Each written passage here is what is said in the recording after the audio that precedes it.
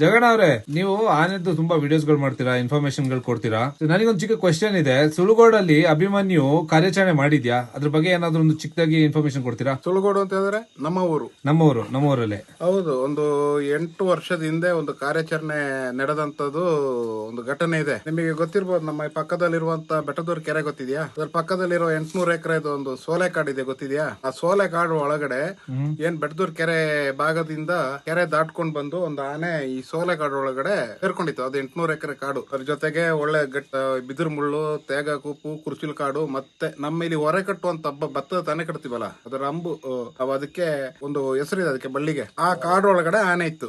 ಅದೇನಾಯ್ತು ಅಂತ ಮಳ್ಳುಕೊಟ್ಟೆ ಭಾಗದಲ್ಲಿ ರೈತರು ಸೇಮ್ ಬೇಸಿಗೆ ಟೈಮ್ ಅಂತಂದ್ರೆ ನವೆಂಬರ್ ಡಿಸೆಂಬರ್ ಟೈಮಲ್ಲಿ, ಆ ಸಮಯದಲ್ಲಿ ರೈತರ ಜಮೀನಿಗೆ ದಾಳಿ ಮಾಡ್ತಾ ಇತ್ತು. ಇದು ಒಳ್ಳೆ ತನೆ ಕಟ್ಟಿದ ಭತ್ತ ತಿನ್ಲಿಕ್ಕೆ ಕಳ್ಳಂತರ ಈ ಕಾಡೊಳಗೆ ಸೇರ್ಕೊತ್ತು.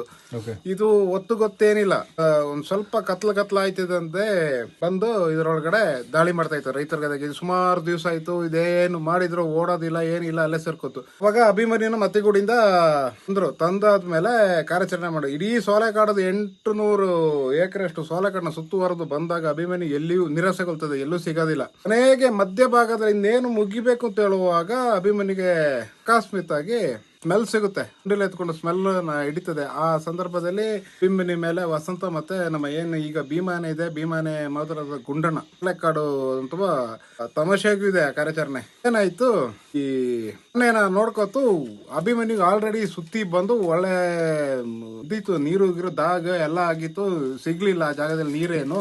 ಆಡನ್ನ ಕಂಡ ತಕ್ಷಣ ಓಡಿದು ಓಟಕ್ಕೆ ಅದು ಹೇಳಿದ್ರೆ ನಗೆನ ಬರುತ್ತದೆ. ಈ ಬಳ್ಳಿ ತಡೆ ಇದೆ ಅಲ್ವಾ, ಈಗ ನಾವು ಏನು ಈಗ ತೆನೆ ಕಟ್ಲಿಕ್ಕಿರೋ ಅಂತ ಬಳ್ಳಿ ಹೇಳಿದ್ವಿ, ಬಳ್ಳಿ ಒಳಗಡೆ ಅಭಿಮನ್ಯು ಓಡಿದ ರಭಸಕ್ಕೆ ವಸಂತ ಬಳ್ಳಿ ತಡೆಯಲ್ಲಿ ಸಿಕ್ಕಾಕೋತಾನೆ.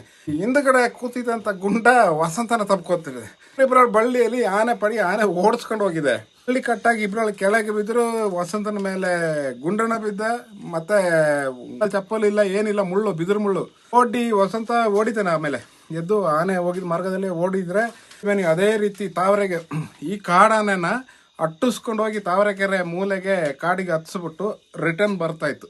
ಬಂದು ಮತ್ತೆ ವಸಂತ ಗುಂಡಣ್ಣ ಎಲ್ಲ ಜೊತೆ ಸೇರಿ ಮತ್ತೆ ಊಡಿ ಹೋದಿರು. ಅದೊಂದು ಕಾರ್ಯಾಚರಣೆ ಮಾಡಿದ್ದಾರೆ. ಥ್ಯಾಂಕ್ ಯು ಜಗಣ. ವೆಲ್ಕಮ್.